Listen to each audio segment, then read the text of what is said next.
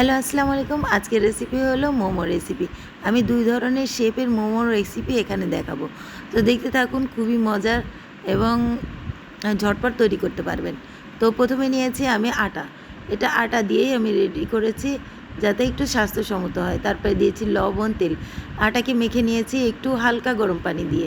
লবণ, তেল দিয়ে আগে মেখে নিবেন একটু, তারপরে তেল দিয়ে ভালো করে এভাবে ডো বানিয়ে নিবেন। ডোটা রেস্টে রেখে দেবো প্রায় 10 মিনিট।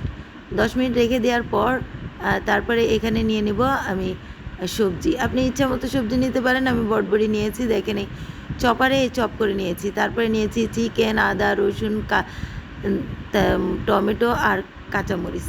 তো এই সবগুলিকে আমি চপারে চপ করে নিয়েছি। এই চপও হয়ে গিয়েছে, তো এই চপারটা ব্যবহার করতে পারেন। তারপরে এখানে নিয়েছি আলু, গ্রেট করে নিয়েছি। তারপরে এইগুলাকে আমি পানি শুকানো পর্যন্ত নেড়ে যাব।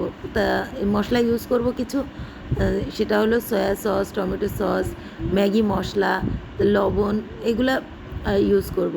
তা আপনি পাস্তা সস ইউজ করতে পারেন, খুবই মজার হয়। তো তারপরে নিয়েছি ওই ডোটাকে এইভাবে দেখেন ছোটো ছোটো করে গোল গোল করে নেবেন। তারপরে নেবেন এখানে দেখেন আমি যেভাবে শেপ দেখাচ্ছি ওইভাবে ভিডিওতে দেখানো অনুযায়ী এভাবে করবেন। তারপরে এই যে লম্বা একটা রুটি করবেন, মাঝখানে কেটে নেবেন রুটিটা। তারপরে এই যে গোল গোলগুলি এইগুলা মাঝখান দিয়ে একটা কাট দিবেন। তো দেখতে পাচ্ছেন এইভাবে। তো আমি এইভাবে গোলাপ শেপটা দিতেই যাচ্ছি। তো দেখতে পাচ্ছেন এই যে গোলাপ শেপটা এই যে এইভাবে আস্তে আস্তে এইভাবে দিয়ে দিবেন। একটা একটা করে সবগুলি আমার দেওয়া হয়ে গিয়েছে। তারপরে দিয়েছি এই পুরটা। এই যে আগে থেকে বানানো পুরটা দিয়ে দিয়েছি।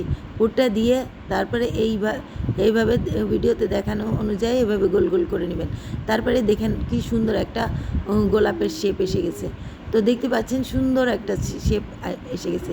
আমি দ্বিতীয় শেপ দেখিয়ে দিচ্ছি। তো প্রথমে নেবেন এরকম একটা গোল কাটার দিয়ে কেটে নেবেন। তারপরে যে কোনো একটা বাটি দিয়ে, তারপরে দেখতে পাচ্ছেন এটা পিঠার মতন করে নেবেন। পিঠার মতন করে এভাবে লক করে দিবেন, লক করে এভাবে সিল করে দিবেন। তো হয়ে গেল দ্বিতীয় আরেকটা পিঠা। তো হয়ে গেল আমার সবগুলি পিঠা মোমো।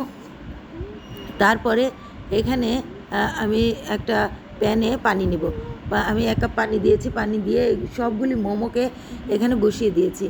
তো বসিয়ে দেওয়ার পর দেখতে পাচ্ছেন আমি সবগুলি দিয়ে দেবো এই পানিতে। তারপরে 7-8 মিনিট বয়েল করে নেব। বয়েল করে পানি শুকানো পর্যন্ত আমি বয়েল করে নিয়েছি। তো হয়ে গেল আমার মজাদার মোমো। কেমন হলো এই মোমো?